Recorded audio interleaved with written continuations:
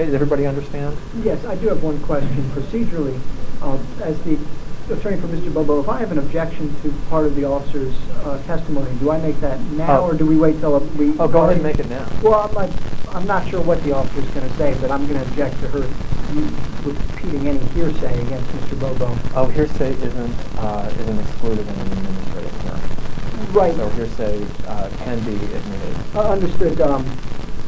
Specifically, I'm going to object to anything the officer did not see herself as substance of her testimony. And the basis of my objection is, I'm going to object, and I don't know if you were proceeding under this line of questioning or not. Maybe I'm bringing this up too early. So I'm going to object that she is able to say anything that the victims in the case said.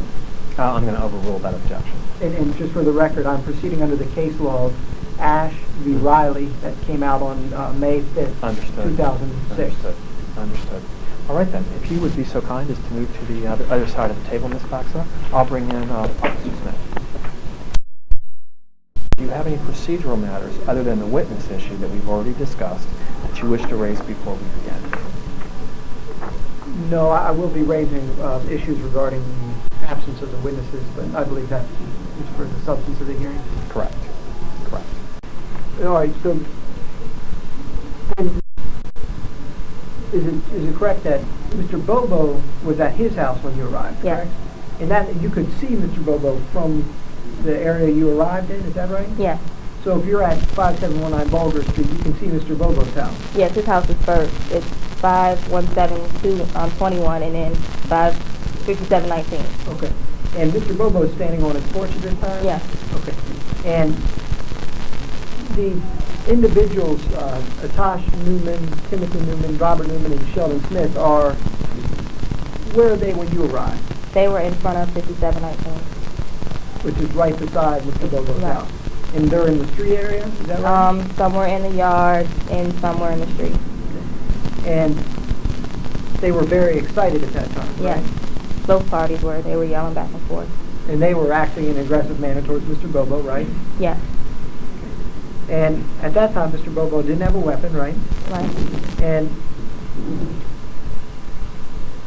there was another person in Mr. Bobo's house, correct? His wife. And there were also children in the house, right? That I don't know.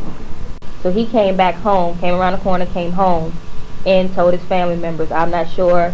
It was females there too. They came after the incident.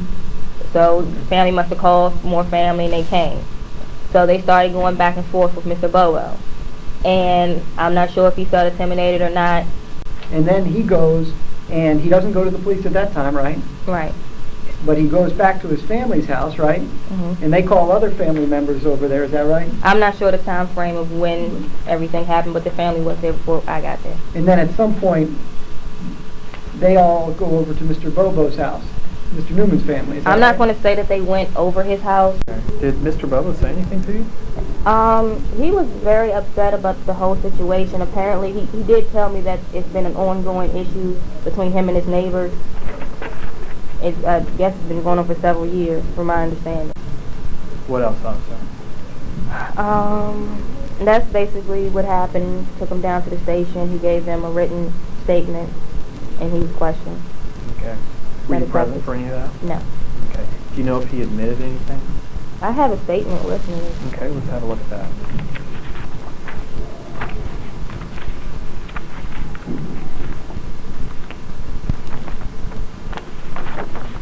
These are the witnesses.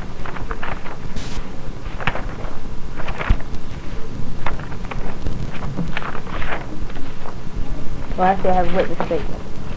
Okay. The detective. Okay.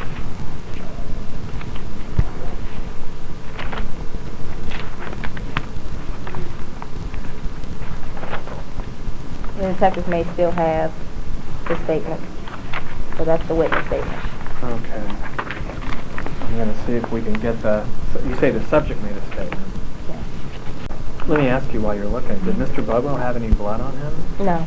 Okay. Did he have any... Did you see him with any weapons? No, he didn't have any on him. Okay. Bobo had no weapons, and you didn't see any blood on his clothes No. or his hands. and no... Not that I can remember. Did you see a shotgun?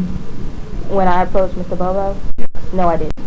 Did Mr. Bobo say anything about that? Not that I can remember. Okay, go on. Once I talked to him and asked him what happened, he told me that Mr. Bobo approached him at another location, which was right around the corner from their house. Mr. Bobo approached him about a tire that was in front of his house. They got into an argument. And what did he say he was doing standing on that ledge? They were all arguing with each other.